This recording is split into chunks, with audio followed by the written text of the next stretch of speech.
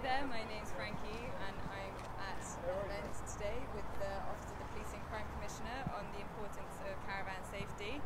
Today I've got one officer here speaking with us. Please could you just introduce yourself to Devon Live, please? Yeah, I'm Sergeant Owen Messenger and I'm from Road Casualty Reduction Unit for Devon and Cornwall and Dorset. Brilliant. Can you tell us why this safety event is happening now? Because since lockdown and people not being able to go abroad on holidays, people are buying caravans, and obviously there's a huge increase in staycations. So there's a new generation of people coming and buying caravans and then driving them across the country and into the southwest. And obviously we've seen a huge increase of traffic and holiday makers coming into the southwest. Do you think more people are going to be coming motorised home as a result of the rise of staycations in the kind of era of COVID? Absolutely, yeah, lots more people coming down into the southwest and lots more caravans, and some of these caravans have been sitting around in fields for a number of years maybe, and some of them aren't maybe quite as roadworthy as perhaps they should be. Yeah, and what's happening at Junction 27 in Exeter today? Up at Junction 27 we've got DVSA at the weighbridge, so we've got officers up and around Junction 27, and if they're seeing vehicles that we think are committing offences or aren't roadworthy, they'll be taking them into the weighbridge at Junction 27, and DVSA will be having a look at them to make sure that they do comply with everything. And can you quickly tell us what the dangers of having a wrongly loaded caravan are? The way you distribute the weight in your caravan is going to directly affect the way it handles on the road. So if the weight is in the wrong place, then it could cause the caravan to snake, and that's when we get the problems on the road with caravans and potentially jackknifing and things like that, and then it all goes horribly wrong. Do you think the roads in Devon are well equipped to handle these kinds of motorised vehicles? I know there's a couple of really twisty roads where I am in the South Hams. The roads are very good. It's the way people drive on the roads that perhaps causes the problems. So, you know, today we're talking to people who may be inexperienced in towing trailers and towing caravans, and just giving them education and advice on the best way to, you know, like you said, distribute the weight in the vehicle and make sure that they're safe on the road. It's all about reducing the casualties. Yeah. What would be your kind of three main bits of advice for somebody that might be travelling to Devon in a motorised vehicle this weekend? In a motorised vehicle or a caravan? Let's go with caravan, I think that makes more sense. Yeah, let's go with the caravan. So check the tyres. You know, those tyres could have been on that caravan for a long, long time. And it's not just looking at the tread depth, it's about when the tyre was made. Make sure the tyre is in date, because the tyre could blow out and then you put the spare on, or the spare could be the same age as the tyre that's just blown out. So yeah, that one's going to cause you a problem as well. Then you've got, obviously, like we've said, about the weights in the caravan, making sure the weights are right in it, and making sure that everything on that caravan is as it should be, so that it's been serviced. So there are things that you can't see, like the brake pads or the brake shoes, and the bearings within the wheels. The caravan has to be serviced every year the same as any other vehicle, so just please make sure that that's done. Yeah, of course. I think that sounds like pretty sound advice for anyone, who's travelling anywhere. Have there been any incidences or accidents recently that have come to your attention? We had a caravan have a problem on the M5 yesterday, so that then causes a tailback on the M5, and then we've got that knock-on effect going all the way back up. So if we get an incident on the roads, you know, it's a knock-on effect to every other person using the roads, and you know, it's about for us keeping that traffic moving all the way through the southwest so that people can get to where they want to go safely, and they're not held up in traffic. And if we have to close one of the main arterial routes, it can cost about £1 million an hour to the local economy. Wow. So the last thing we want to be doing is having to close any of those roads. Yeah, of course, of course.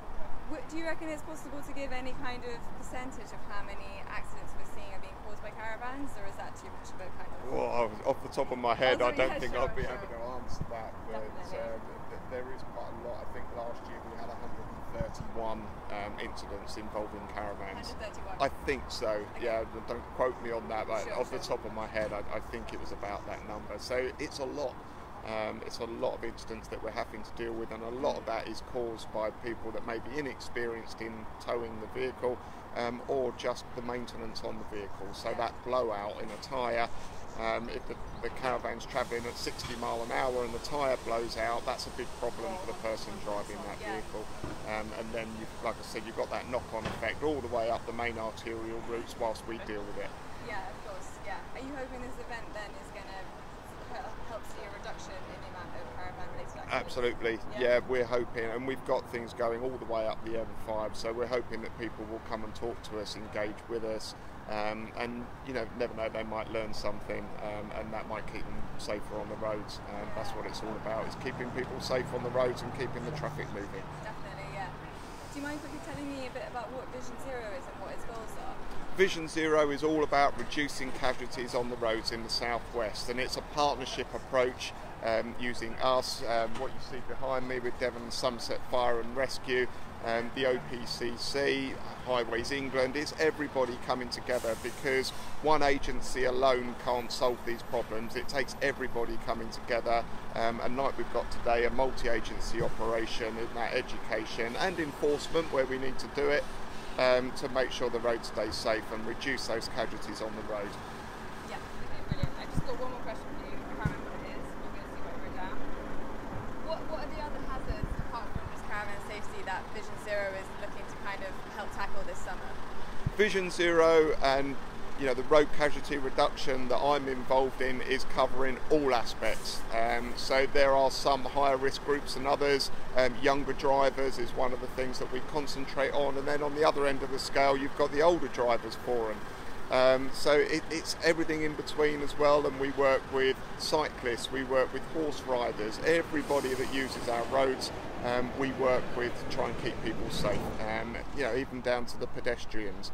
They might not be on the road, but we still get pedestrians that are killed and injured. So it's educating and, like I say, enforcement where necessary, just to try and reduce those casualties. Definitely. And from a personal perspective, how are you enjoying being a part of Vision Zero? Absolutely brilliant. Yeah, it's great, and the more we can reduce those casualties on the road, the better it is.